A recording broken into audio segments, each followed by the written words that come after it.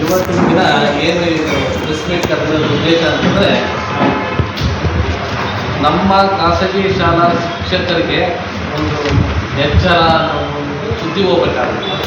ಯಾಕಂದರೆ ಇಡೀ 50 ವರ್ಷದಿಂದ ನಮ್ಮ ಖಾಸಗಿ ಶಾಲಾ ಶಿಕ್ಷಕರನ್ನ ವೋಟ್ ಬ್ಯಾಂಕಿನಾಗಿ ಬಳಸಿಕೊಂಡು ಯಾವುದೇ ರೀತಿಯಾದಂಥ ಕೆಲಸ ಕಾರ್ಯಗಳನ್ನು ಖಾಸಗಿ ಶಿಕ್ಷಕರಿಗೆ ಮಾಡಿಲ್ಲ. ಈಗಾಗಲೇ ಬೇರೆ ರಾಜ್ಯದಲ್ಲಿ ಸಮಾನ ಕೆಲಸಕ್ಕೆ ಸಮಾನ ವೇತನ ಅನ್ನೋ ಒಂದು ರೀತಿಯಲ್ಲಿ ಸಾಕಷ್ಟು ರಾಜ್ಯದಲ್ಲಿ ಸಮಸ್ಯೆಗಳು, ಖಾಸಗಿ ಶಿಕ್ಷಕರ ಸಮಸ್ಯೆಗಳಿದ್ದಾವೆ. ಬೇರೆ ರಾಜ್ಯದಲ್ಲಿ 30% ಮ್ಯಾನೇಜ್ಮೆಂಟ್ ಸ್ಯಾಲರಿ ಕೊಟ್ಟರೆ 70% ಸರ್ಕಾರ ಕೊಡುತ್ತೆ. ಆ ಕೆಲಸ ಸರ್ಕಾರದವರು ಮಾಡ್ತಾ ಇಲ್ಲ. ಸರ್ಕಾರದಿಂದ ಬಂದಂಥ ಯಾವ MLCಗಳು ಇದ್ರ ಬಗ್ಗೆ ಧ್ವನಿ ಎತ್ತುತ್ತಾ ಇಲ್ಲ. ಜೊತೆಯಲ್ಲಿ TWF, SWF ಸಾವಿರಾರು ಕೋಟಿ ದುಡ್ಡಿದೆ. ಆ ದುಡ್ಡಿದ್ರೂ ಆ ಖಾಸಗಿ ಶಾಲಾ ಶಿಕ್ಷಕರ ಏನು ಸಂಸ್ಥೆ ಪ್ರೈವೇಟ್ ಸ್ಕೂಲ್ ಏನಿದೆಯೋ ಅವರೇ ಜಾಸ್ತಿ ಅಮೌಂಟ್ ಕಟ್ತಾ ಇರೋದು, TWF ಮತ್ತು SWF. ಆ ಅಮೌಂಟ್ ಕಟ್ಟಿದ್ರೂ ಸಮೇತ ಆ ಶಿಕ್ಷಕರಿಗೆ, ಖಾಸಗಿ ಶಿಕ್ಷಕರಿಗೆ ಅದರಿಂದ ಯಾವುದೇ ರೀತಿಯ ಮೆಂಬರ್ಶಿಪ್ ಆಗಿಲ್ಲ. ಈಗಾಗಲೇ 2 ವರ್ಷದಿಂದಲೇ ಒಂದು ಆರೋಗ್ಯ ಸಂಜೀವನಿಯಿಂದ ಮಾಡಬೇಕು, ಇನ್ಶೂರೆನ್ಸ್ ಮಾಡಿಸ್ಬೇಕು ಖಾಸಗಿ ಶಾಲಾ ಶಿಕ್ಷಕರಿಗೆ ಅಂತ ನಮ್ಮ ಉತ್ತರ ಕರ್ನಾಟಕ ರಾಜ್ಯಾಧ್ಯಕ್ಷರಾದ ಲೋಕೇಶ್ ಕಣಿಕಟ್ಟಿ ಅವರು ಅದನ್ನೆಲ್ಲ ಫೈಲ್ ಮೂವ್ ಮಾಡಿದರು. ಫೈಲ್ ಮೂವ್ ಮಾಡಿದಾಗ ಆದೇಶನೂ ಆಗಿತ್ತು. ಆ ಆದೇಶ ಆದಮೇಲೆ ಕೆಲವು MLCಗಳು ಹೋಗಿ ಸರ್ಕಾರ ಹೋಗಿ ಕಿವಿ ಹಿಂಡಿ ಇನ್ನೊಂದು ಏನು ಮಾಡಿರೋ ಗೊತ್ತಿಲ್ಲ, ಅದನ್ನು ಆದೇಶನ ಹಿಂದೆ ತೆಗಿತಾ ಇತ್ತು. ಅಂದರೆ ನಾವು ಟೀಚರ್ಸ್ ಅಲ್ವಾ, ನಾವು ಬರೀ ಓಟ್ ಹಾಕಕ್ಕೆ ಮಾತ್ರ ಟೀಚರ್ಸಾ? ಈಗಾಗಲೇ ಆಂಗ್ಲೇಯ ಶಿಕ್ಷಕರ ಕ್ಷೇತ್ರದ ಚುನಾವಣೆ ನೋಟಿಫಿಕೇಶನ್ ಬಂದಿದೆ. ಕೆಲವರೆಲ್ಲ ಅಪರ ಪ್ರಚಾರ ಮಾಡ್ತಾ ಇದ್ದಾರೆ. ಸಾಕಷ್ಟು ರೀತಿಯಾಗಿ ಕೆಲವು ಆಸೆ ಆಮಿಷಗಳನ್ನು ಕೊಡ್ತಾ ಇದ್ದಾರೆ. ನಾನು ನಮ್ಮ ಖಾಸಗಿ ಶಾಲಾ ಶಿಕ್ಷಕರಿಗೆ ಹೇಳ್ತಾ ಇರೋದು, ಯಾವ ಆಸೆ ಆಮಿಷಗಳು ಕೊಡ್ದಂಗೆ ನಾವು ಇವತ್ತು ನಮ್ಮ ಕೆಲಸ ಖಾಸಗಿ ಶಾಲಾ ಶಿಕ್ಷಕರಿಗೆ ಯಾರು ಒಳ್ಳೇದು ಮಾಡಕ್ಕೆ ಹೊರಟಿದ್ದಾರೋ ಅಂಥವ್ರಿಗೆ ನಾವು ಬೆಂಬಲ ಕೊಡೋಣ ಅಂತ ನಾನು ನಮ್ಮ ಖಾಸಗಿ ಶಾಲಾ ಶಿಕ್ಷಕರಿಗೆ ನಾನು ಮನವಿ ಮಾಡ್ಕೊತಾ ಇದ್ದೀನಿ. ಈಗಾಗಲೇ ಕಾಂಗ್ರೆಸ್ ಪಕ್ಷದಿಂದ DT ಶ್ರೀನಿವಾಸ್ ಅವರು ಮಹಾರಾಜರ ರೀತಿಯಲ್ಲಿ ಪ್ರಚಾರ ಮಾಡ್ತಾ ಇದ್ದಾರೆ. ಆದರೆ ಅವರೊಂದು ಪ್ರೆಸ್ ಮೀಟಲ್ಲಿ ಹೇಳ್ತಾ ಇದ್ರು, ಒಂದು ಇನ್ಶೂರೆನ್ಸ್ ಮಾಡಿಸ್ತೀನಿ ಖಾಸಗಿ ಶಾಲಾ ಶಿಕ್ಷಕರಿಗೆ ಸಂಜೀವಿನಿ ಅಂತನ. ಅವ್ರದೇ ಸರ್ಕಾರ ಐತೆ, ಅವ್ರದ್ದು ಯಾಕೆ ಮಾಡ್ತಾ ಇಲ್ಲ? ಇದನ್ನು ಯಾಕೆ ಹಿಂತೆಗೆದ್ರು ಆದೇಶನ? ಆರೋಗ್ಯ ಸಂಜೀವಿನಿ ಅನ್ನೋದು ಅವ್ರು ನಾನು ನೇರವಾಗಿ ಪ್ರಶ್ನೆಗಳು ಹೇಳ್ತಾ ಇದ್ವಿ. ಇದು ಮಹಾರಾಜರ ರೀತಿಯಾಗಿ ರಾಜಕಾರಣಿಯಾಗಿ ಇದು ಈ ಕ್ಷೇತ್ರ ಅಲ್ಲ, ರಾಜಕಾರಣಿಯ ಕ್ಷೇತ್ರ ಅಲ್ಲ ಇದು. ಅದನ್ನೇ ನಾನು ಮೇಜರ್ ವಿಷಯವಾಗಿ ತಗೊಳ್ತೀನಿ. ಮತದಾನದ ಹಕ್ಕು ಅನ್ನೋದು ಪ್ರಜಾಪ್ರಭುತ್ವದಲ್ಲಿ ಎಲ್ಲ ಶಿಕ್ಷಕರಿಗೂ ಸಿಗಬೇಕಾದ್ದು ನ್ಯಾಯ. ಸೊ ಅವ್ರಿಗೂ ಸಿಗುವಂತಹ ಹೋರಾಟವನ್ನು ನಾನು ಮಾಡ್ತೀನಿ. ಯಾರು ಕೂಡ 70 ವರ್ಷದಲ್ಲಿ ಮಾಡಿಲ್ಲ. ಇದನ್ನು ಮಾಡಲೇಬೇಕು. ಬ್ರಿಟಿಷ್ ಕಾಲದಲ್ಲಿ 1907ರಲ್ಲಿ ಬಂದಿದ್ದು. ಅವತ್ತು ಕೂಡ ಅಲ್ಲಿಂದ ಇಲ್ಲಿವರೆಗೂ ಕಳೆದ್ರೆ ಹೆಚ್ಚು ಕಮ್ಮಿ 100 ವರ್ಷ ಆಯಿತು. ಯಾರೂ ಮಾಡಿಲ್ಲ. ಇದನ್ನ ಈಗ ಮಾಡಬೇಕು, ನಾವು ಮಾಡೋಣ ಅಂತ ಯೋಚನೆ ಆಗಿದೆ. ಮತ್ತೆ ಇನ್ನೇನಾದ್ರು ಪ್ರಶ್ನೆಗಳಿದ್ರೆ ಕೇಳ್ಬೋದು ಸರ್. ನಾರಾಯಣ ಸ್ವಾಮಿ ಅವರು ಅಂತ ಹೇಳಿರಲ್ಲ, ಹೌದು ಸರ್. ಅವ್ರು 18 ವರ್ಷದ ಅವಧಿಯೊಳಗೆ ಅವ್ರಿಗೆ ಎಚ್ಚರಿಸೋ ನಿಟ್ಟಿನಲ್ಲಿ ನೀವೇನಾದರೂ ಬರೆದಿದ್ದೀರಾ, ಇಲ್ಲ ಸ್ಟ್ರೈಕ್ ಮಾಡಿದ್ದೀರಾ ಅವ್ರ ವಿಷಯವಾಗಿ? ನಾನು ಅವ್ರ ತಪ್ಪುಗಳನ್ನ ಯಾವ ರೀತಿ ತಿಳಿದಿದ್ದೀರಾ ಸರ್? ಈಗ ಬಹಳ ಒಳ್ಳೆಯ ಪ್ರಶ್ನೆಯನ್ನು ಕೇಳಿದ್ರಿ. ಇನ್ನೊಂದು 4-5 ದಿವಸದಲ್ಲಿ ನಾಮಿನೇಷನ್ ಆದ ನೆಕ್ಸ್ಟ್ ಡೇನೆ ಒಂದು ರಿಪೋರ್ಟ್ ಕಾರ್ಡನ್ನು ಬಿಡ್ತೀವಿ, ಅವ್ರ ಮಾರ್ಕ್ಸ್ ಕಾರ್ಡನ್ನು. ಓಕೆ, ಅವರು ಎಷ್ಟು ಮಾರ್ಕ್ಸು, ಯಾವ್ಯಾವ ರಂಗದಲ್ಲಿ ಕೆಲಸ ಮಾಡಿದ್ದಾರೆ, ಯಾವ್ಯಾವ ರಂಗದಲ್ಲಿ ಅವ್ರು ಕೆಲಸ ಮಾಡಿಲ್ಲ, ಅವ್ರಿಗೆ ಎಷ್ಟೆಷ್ಟು ಮಾರ್ಕ್ಸು ಅಂತ ಒಂದು ಮಾರ್ಕ್ಸ್ ಕಾರ್ಡನ್ನು ತುಮಕೂರು ಪ್ರೆಸ್ ಕ್ಲಬ್ಬಲ್ಲೇ ಬಿಡುಗಡೆ ಮಾಡ್ತೀವಿ. ಸೊ ಅವ್ರಿಗೆ ಎಷ್ಟು ಮಾರ್ಕ್ಸ್ ಬಂದಿದ್ದಾರೆ, ಯಾವ ರ್ಯಾಂಕನ್ನು ಪಡೆದಿದ್ದಾರೆ ಅಂತ ಹೇಳ್ಬಿಟ್ಟು. ಸೊ ಆ ಸ್ಟೂಡೆಂಟ್ಸು ರಿವ್ಯೂ ಮಾಡ್ದಂಗೆ.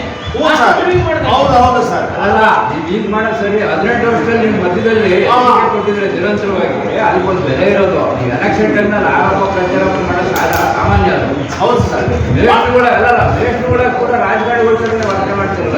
ಇಲ್ಲ, ಬಹಳ ಸ್ಪಷ್ಟವಾಗಿ ಹೇಳ್ತಾ ಇದ್ದೀನಿ. ಈ ವಿಚಾರದಲ್ಲಿ ಕೋವಿಡ್ ನಾವು ಸಂಘಟನೆಯನ್ನು ಮಾಡ್ಕೊಂಡದ್ದು.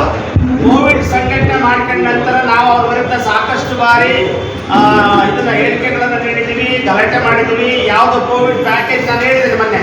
ಕೋವಿಡ್ ಪ್ಯಾಕೇಜನ್ನು ಕೇಳುವಾಗ ಇದೇ ನಾರಾಯಣ ಸ್ವಾಮಿ ಅವರು CM ಅವ್ರಿಗೆ, ಶಿಕ್ಷಕರಿಗೆ, ಖಾಸಗಿ ಶಾಲಾ ಶಿಕ್ಷಕರಿಗೆ ನೀವು ಇದನ್ನು ಸಹಾಯಧನವನ್ನು ಕೊಡಕೂಡದು ಅಂತೇಳಿ ಹೇಳಿದ್ದನ್ನು ನಾನು ನನ್ನ ಎದುರಿಗೆ ಕೇಳಿಸ್ಕೊಂಡಿದ್ದೀನಿ ಯಡಿಯೂರಪ್ಪನವ್ರಿಗೆ.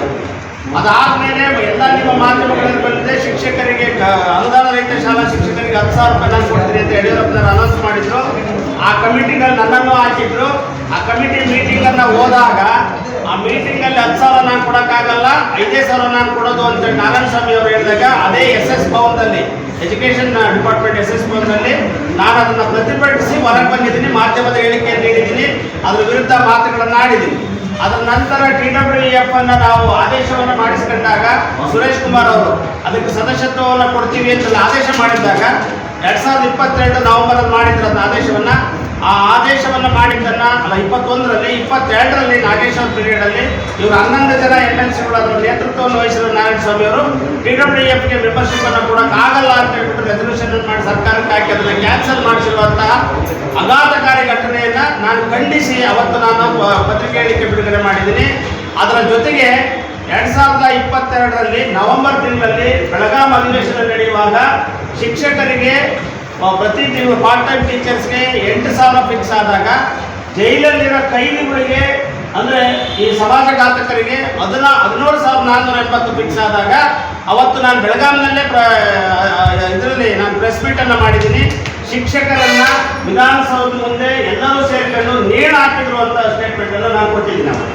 ಸೊ ಇಷ್ಟು ಘಟನೆಗಳನ್ನ ನಾನು ಸ್ಪಷ್ಟವಾಗಿ ವಿವರಿಸಿದ್ದೀನಿ ಅವತ್ತಿಂದ ಇವತ್ತುವರೆಗೂ. ಅಂದ್ರೆ ಅವತ್ತು ಕೂಡ ನಾನು ಮಾಡಿದ್ದೀನಿ, ಇದೇ ನಾರಾಯಣಸ್ವಾಮಿ ಮೇಲೂ ಮಾಡಿದ್ದೀನಿ, ಎಲ್ಲಾ ಶಿಕ್ಷಕರ ಮೇಲೂ ಮಾಡಿದ್ದೀನಿ. ಇನ್ನೊಂದು ಘಟನೆ ಯಾವುದು ಅಂತ ಹೇಳ್ಬೇಕು ಅಂದ್ರೆ ಇದೇ ನಾರಾಯಣಸ್ವಾಮಿ ಅವರು ಹೈಕೋರ್ಟಿಂದ ಕಾಲ್ಪನಿಕ ವೇತನವನ್ನು ಕೊಡಬೇಕು ಎಲ್ಲ ಅನುದಾನಿತ ಶಾಲಾ ಶಿಕ್ಷಕರಿಗೆ ಅಂತ ಹೇಳ್ಬಿಟ್ಟು ಕೋರ್ಟ್ ಆದೇಶ ಮಾಡಿತ್ತು, ಕಂಟೆಂಪ್ಟ್ ಆಗಿತ್ತು. ಸೊ ಇವರಿಗೆ ಜೈಲಿಗೆ ಹಾಕಬೇಕು, ಯಾರನ್ನ ಸೆಕ್ರೆಟರಿ ಅವರು, ಇವರು ಪ್ರಿನ್ಸಿಪಲ್ ಸೆಕ್ರೆಟರಿ ಅವ್ರನ್ನ ಮತ್ತೆ ಕಮಿಷನರ್ ಅವ್ರನ್ನ ಅಂತ ಕೋರ್ಟಲ್ಲಿ ಎನಿಸ್ಕೊಂಡಿದ್ದಾಗ ನಮ್ಮಲ್ಲಿರೋ ಶಿಕ್ಷಕರ ಸಂಘದ ಇವ್ರನ್ನ ಅಧ್ಯಕ್ಷರನ್ನ ಕಾರ್ನಲ್ಲಿ ತಗೊಂಡೋಗಿದೆ ನಾರಾಯಣಸ್ವಾಮಿ ಅವರು ಅಫಿಡವಿಟ್ ಅನ್ನ ಬರ್ಕೊಡಿದ್ರೆ ನಮಗೆ ಅದು ಇದು ಬೇಡ, ನಮಗೆ ಕಾಲ್ಪನಿಕ ವೇತನ ಬೇಡ, ಸೊ ಅದ್ರ ಬದಲು ಅದನ್ನ ಈ ಪೆನ್ಷನ್ಗೆ ಹಾಕೊಳ್ಳಿ, ನಾವು ಸರ್ಕಾರ ಜೊತೆ ಮಾತಾಡ್ಕೊಳ್ತೀವಿ ಅಂತ ಕೋರ್ಟಿಗೆ ಕೊಟ್ಟು ಬಿಡಿಸ್ಕೊಂಡ್ ಬಂದಿದ್ದಾರೆ. ಇದು 2013-14 ಆಗಿರುವಂತಹ ಘಟನೆ. ಸೊ ಇವಷ್ಟನ್ನು ರಿಪೋರ್ಟ್ ಕಾರ್ಡಲ್ಲಿ ಹಾಕ್ಬಿಟ್ಟು ನಾನು ನಾರಾಯಣಸ್ವಾಮಿ ಅವ್ರ ಕಥೆ ಏನು, ಚರಿತ್ರೆ ಏನು ಅಂತ ಹೇಳ್ಬಿಟ್ಟು ಬಯಲಿದೆ.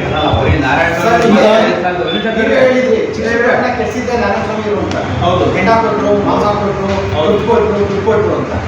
ಒಂದ್ ಕಡೆ ನಾರಾಯಣಸ್ವಾಮಿ ಹಾಕದೆ ನಿಮ್ದು ಹೋರಾಟ, ಸಂಘಟನೆ ಮತ್ತು ಸಹಕಾರ ಇವತ್ತಿನ ಪರಿಸ್ಥಿತಿ ಶಿಕ್ಷಕರು ಯಾರು ಒಪ್ಕೊಂಡಾರೆ ಸರ್? ನಾವು ಈಗ ಪ್ರಜಾಪ್ರಭುತ್ವ ವ್ಯವಸ್ಥೆಯಲ್ಲಿ ಅಭಿಪ್ರಾಯ ಮತ್ತು ಬೆಂಬಲವನ್ನ ನೀಡುವಂತಹ ಅಧಿಕಾರವನ್ನು ನಾವು ಶಿಕ್ಷಕರಿಗೆ ಬಿಟ್ಬಿಡೋಣ. ಯಾಕಂದ್ರೆ ಅವರು ತುಂಬಾ ಬುದ್ಧಿವಂತರು, ಯಾಕಂದ್ರೆ ಇಡೀ ವ್ಯವಸ್ಥೆಯ ನಿರ್ಮಾತರು, ಅಂದ್ರೆ ನಿರ್ಮಾಣವನ್ನು ಮಾಡುವಂತಹ ಬುದ್ಧಿವಂತಿಕೆ ಇರುವಂತಹ ಶಿಕ್ಷಕರು ಈ ವ್ಯವಸ್ಥೆಯನ್ನ ಸೂಕ್ಷ್ಮವಾಗಿ ಅವಲೋಕನ ಮಾಡ್ತಾ ಇದ್ದಾರೆ. ಒಂದು ಕಡೆ ನಾರಾಯಣಸ್ವಾಮಿ ನಡೆಸುವಂತಹ ಏನು ಸಂತೋಷ ಕೂಟಗಳು, ಇನ್ನೊಂದು ಕಡೆ ಲೋಕೇಶ್ ಅವರು ಬೆಳಕು ಚೆಲ್ಲುವಂತಹ ಸಭೆಗಳು, ಯಾವುದು ಸರಿ ಅಂತ ನಿರ್ಧಾರ ಮಾಡಿ ಓಟ್ಗಳನ್ನ ಅವ್ರು ಹಾಕ್ತಾರೆ. ಯಾವ ಓಟ್ ಹಾಕ್ತಾರೋ ಅದನ್ನ ಖಂಡಿತ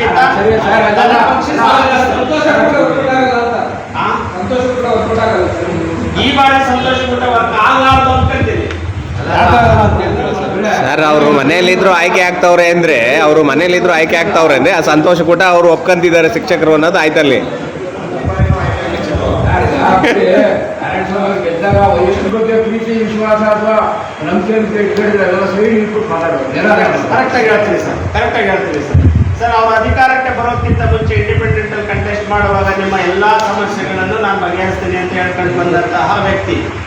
ಅದರ ನಂತರ ಒಂದು ರಾಜಕೀಯ ಪಕ್ಷಕ್ಕೆ ಅವರು ಬಿಜೆಪಿ ಪಕ್ಷಕ್ಕೆ ಹೋದ್ರು. ಬಿಜೆಪಿ ಪಕ್ಷದಿಂದ ನಾನು ಸಮಸ್ಯೆನ ಬಗೆಹರಿಸ್ತೀನಿ ಅಂದವರು ಯಾವುದೇ ಸಮಸ್ಯೆಯನ್ನ ಬಗೆಹರಿಸಲಿಲ್ಲ. ಅದಲ್ಲದೆ ಹೋಗಿ ಕಾಂಗ್ರೆಸ್ ಪಕ್ಷದ ಕೂಡ ನಡುವೆ ಅಧಿಕಾರದಲ್ಲಿ ಬಂತು ಸಿದ್ದರಾಮಯ್ಯನವ್ರ ಪಕ್ಷ. ಸೊ ಸದಾನಂದ ಗೌಡರಿಗೆ ಇವರು ಇದನ್ನ ಕಾಲ್ಪನಿಕ ವೇತನ ಕೊಡಬೇಡಿ ಅಂತ ಬಂದ್ಕೊಟ್ಟ ನಂತರ ಇವರು ಸಿದ್ದರಾಮಯ್ಯ ಪಕ್ಷ ಅಧಿಕಾರಕ್ಕೆ ಬಂದಾಗ ಕಾಲ್ಪನಿಕ ವೇತನ ಕೊಡಿ ಅಂತ ಹೇಳ್ಬಿಟ್ಟು ಹೋರಾಟವನ್ನು ಮಾಡಬೇಕಾಗಿತ್ತು. 5 ವರ್ಷ ಹೋರಾಟ ಮಾಡಿದಾಗ ಸೈಲೆಂಟ್ ಆಗೇ ಕಾಲ ಹಾಕಿದ್ರು. ಇವತ್ತು ಕೂಡ ಹೇಳ್ತಾ ಇದ್ದೀನಿ, ಸಿದ್ದರಾಮಯ್ಯ ಪಕ್ಷ ಬಂದಿದೆ, ಹೋಗಿ ಗಲಾಟೆ ಮಾಡಿ ಎಲ್ಲ ಮಾಡಬೇಕಾಗಿತ್ತು, ಕೊಡಿ ಅವ್ರಿಗೆ ಕಾಲ್ಪನಿಕ ವೇತನ ಅಂತ. ಈಗ ನನ್ನನ್ನ ಕೇಳೋದಾದ್ರೆ ನಾನೀಗ ಸುಮಾರು 6-7-8 ತಿಂಗಳಿಂದ ನಾನು ಈ ಕ್ಷೇತ್ರದಲ್ಲಿ ತಿರುಗಾಡ್ತಿದ್ದೀನಿ. ರಾಜಕೀಯ ಬಿಟ್ಟು ನಾನು ಹೋರಾಟವನ್ನು ಮಾಡ್ತಾ ಇದ್ದೀನಿ ಕೆಲವು ವಿಚಾರಗಳಲ್ಲಿ. ಕಾಲ್ಪನಿಕ ವೇತನದ್ದು ಇಲ್ಲಿ ಪ್ರಸ್ತಾಪ ಮಾಡ್ತಾ ಇದ್ದೀನಿ, ಆದ್ರೆ ಕೋರ್ಟಿನ ವಿಚಾರದಲ್ಲಿ ನಾನು ವೈಯಕ್ತಿಕವಾಗಿ ಅದು ವಿಚಾರಕ್ಕೆ ಹೋಗ್ತಾ ಇದ್ದೀನಿ.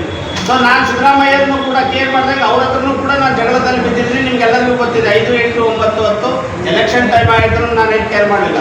ಅವರಿಗೆ ಅವಮರ್ಯಾದೆ ಆದ್ರೂ ಸರಿ, ನಾನು ಮಾಡಲೇ ಸಹಿ ಅಂತ ಹೇಳ್ಬಿಟ್ಟು ಸುಪ್ರೀಂ ಕೋರ್ಟ್ವರೆಗೂ ನಾನು ಆ ವಿಚಾರದಲ್ಲಿ ಹೋಗಿದ್ದೀನಿ. ಅದೇ ವಿಚಾರದಲ್ಲಿ ಸರ್ಕಾರದಲ್ಲಿ ಏನಾದರೂ ತಪ್ಪುಗಳಾಗಿದ್ರೆ ರಿನ್ಯೂವಲ್ ಆಫ್ ರೆಕಗ್ನಿಷನ್ ವಿಚಾರದಲ್ಲಿ ಅನ್ಯಾಯ ಆಯಿತು, ಇದೇ ಸಿದ್ದರಾಮಯ್ಯ ವಿರುದ್ಧ ನಾನು ಸಿಡಿದೆದ್ದಿದ್ದೀನಿ. ಆಮೇಲೆ ಇದು ಅನಧಿಕೃತ ಶಾಲೆಗಳ ಪಟ್ಟಿಗಳನ್ನು ರಿಲೀಸ್ ಮಾಡಿದ್ರು ಕೂಡ ನಾನು ಸಿಡಿದೆದ್ದಿದ್ದೀನಿ.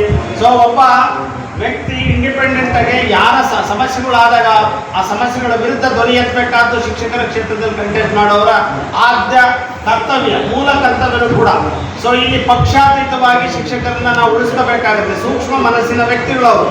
ಸೊ ಇಲ್ಲಿ ಇವರು ಸಂಪೂರ್ಣವಾಗಿ ಅನ್ಯಾಯ ಮಾಡಿದ್ರೆ ನಾನು ನಿಮ್ಮ ಮುಂದೆ ಹೇಳ್ತಾ ಇದ್ದೀನಿ, ಒಂದು ವೇಳೆ ಎಲ್ಲರೂ ಕೂಡ ನನ್ನನ್ನು ಸಹಕರಿಸಿ ಗೆದ್ದದ್ದೇ ಆದರೆ ನಾನು ಯಾವುದೇ ಪಕ್ಷದಲ್ಲಿ ನಾನು ಇಡೀ ಜೀವಮಾನದಲ್ಲಿ ಸೇರ್ಕೊಳ್ಳೋದೇ ಇಲ್ಲ. ಸೊ ಎಲ್ಲ ಪಕ್ಷಗಳು ನಮಗೆ ಕೆಲಸ ಮಾಡ್ತೇವೆ ಅಂತಂದ್ರೆ ಅವರನ್ನ ನಾವು ಹೊಗಳ್ತೀವಿ, ಕೆಲಸ ಮಾಡಲಿಲ್ಲ ಅಂತಂದ್ರೆ ಇಮ್ಮಿಡಿಯೇಟ್ ಆಗಿ ತೆಗಳ್ತೀವಿ, ಮತ್ತೆ ಕೆಲಸ ಮಾಡೋವರೆಗೂ ಹೋರಾಟವನ್ನು ಮಾಡ್ತೀವಿ. ಸೊ ಇದನ್ನ ನಾನು ಸ್ಪಷ್ಟವಾಗಿ ಅವತ್ತು ಹೇಳಿದ್ದೀನಿ, ಇವತ್ತು ಹೇಳ್ತಾ ಇದ್ದೀನಿ, ಗೆದ್ದ ತಕ್ಷಣ ಯಾವ ಪಕ್ಷಕ್ಕೂ ನಾವು ಸೇರಲ್ಲ. ನಾನು ಒಂದೇ ಅವಧಿಯನ್ನು ನಾನು ಕೇಳ್ತಾ ಇರೋದು, ಒಂದೇ ಒಂದು ಅವಧಿ ನಾನು ಕೇಳ್ತಾ ಇರೋದು, ಒಂದೇ ಅವಧಿನಲ್ಲಿ ಟೈಮ್ ಲೈನ್ ಇಟ್ಕೊಂಡು ಈ ಸಮಸ್ಯೆಗಳನ್ನ ಶಾಸನದ ಒಳಗಡೆ, ಶಾಸಕಾಂಗದ ಒಳಗಡೆ ಮತ್ತೆ ಹೊರಗಡೆ ಎರಡೂ ಕಡೆನೂ ಮಾತ್ರ ಸಮರ್ಥವಾಗಿ ಹೋರಾಟ ಮಾಡ್ತೀನಿ. ಅದ್ರ ಜೊತೆಗೆ ಆಗಲಿಲ್ಲ ಅಂದರೆ ನ್ಯಾಯಾಲಯದ ಮೂಲಕನೂ ಕೂಡ ನ್ಯಾಯ ಕೊಡಿಸುವಂಥ ಪ್ರಯತ್ನವನ್ನು ಮಾಡ್ತೀನಿ. ಸರ್ ಈಗ ತಾನೇ ತಾವೇ ಹೇಳಿದ್ರಿ ಅವರು ಪಕ್ಷೇತರ ಅಭ್ಯರ್ಥಿಯಾಗಿ ನಿಂತಾಗ ಇದೇ ರೀತಿ ಆಶ್ವಾಸನೆ ಕೊಟ್ಟು ಅವರು ಕೂಡ ಬಂದರು, ಆಮೇಲೆ ಪಕ್ಷ ಸೇರಿದ್ರು. ಈಗ ಶಿಕ್ಷಕರ ಅವಶ್ಯಕತೆನೇ ಇಲ್ಲ, ಅವ್ರಿಗೆ ಸಂತೋಷ ಕೂಟ ಏರ್ಪಡಿಸಿದ್ರೆ ನಾನು ಗೆಲ್ಬೋದು ಅನ್ನೋ ಒಂದು ಅವಕಾಶ ಇಟ್ಕೊಂಡು ಇದು ಮಾಡ್ತಾ ಇದ್ದಾರೆ. ಈಗ ಮುಂದೆ ತಾವು ಹಿಂಗೆ ಮಾಡ್ತೀರಾ ಅಥವಾ ಹೆಂಗೆ? ಖಂಡಿತವಾಗೂ ಆ ತಪ್ಪನ್ನು ನಾನು ಮಾಡೋದಿಲ್ಲ ಸರ್. ನಾನು ನಿರೂಪಿಸಿದ್ದೀನಿ 4 ವರ್ಷದಲ್ಲಿ. ನನಗೆ ಇದು ನಮ್ಮ ಸಂಘಟನೆ ನನಗೆ ಅಧಿಕಾರ ಕೊಟ್ಟ ಮೇಲೆ 2 ಪಕ್ಷಗಳ ವಿರುದ್ಧ ನಾನು ಹೋರಾಟವನ್ನು ಮಾಡಿದ್ದೀನಿ. ಆ ಪಕ್ಷದ ಚೀಫೆ ನನಗೆ ಅಂದರೆ ಮುಖ್ಯಮಂತ್ರಿಗಳೇ ಪರ್ಸನಲ್ ನನಗೆ ಕೇಳಿದ್ರು ಕೂಡ ಹಿಂದಕ್ಕೆ ಸರ್ತಿಲ್ಲ. ಇದು ಶಿಕ್ಷಕರ ತಪ್ಪು, ಶಿಕ್ಷಕರಿಗೆ ಮಾಡಲೇಬೇಕು ಅಂತ.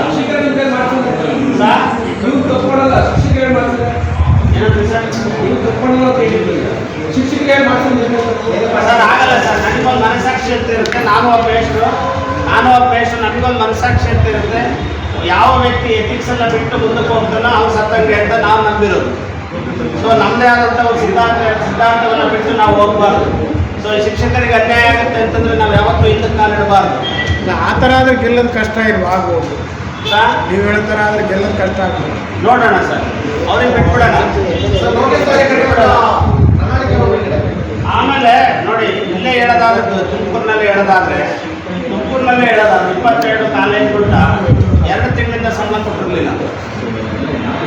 ಕಾರಣ ಸಿಂಪಲ್ ಕಾರಣ ಇಟ್ಕೊಂಡು ಕುತ್ಕೊಂಡಿದ್ರು. ಅಂದರೆ ಫೆಬ್ರವರಿ ಸಂಬಳ ಟ್ಯಾಕ್ಸಿ ಕಟ್ ಮಾಡಿದ್ದಾರೆ, ಮಾರ್ಚ್ ಏಪ್ರಿಲ್ 2 ತಿಂಗಳು ಸಂಬಳ ಕೊಟ್ಟಿರಲಿಲ್ಲ. ಸೊ ಅದ್ರ ಬಗ್ಗೆ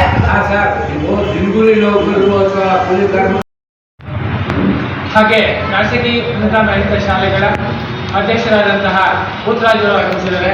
ಅವ್ರಿಗೂ ಕೂಡ ನಾನು ಸ್ವಾಗತವನ್ನು ಕೊಡ್ತೇನೆ. ನಾಗರಾಜ್ ದೈಹಿಕ ಶಿಕ್ಷಕರಾದಂತಹ ನಾಗರಾಜ್ ಆಗಮಿಸಿದ್ದಾರೆ.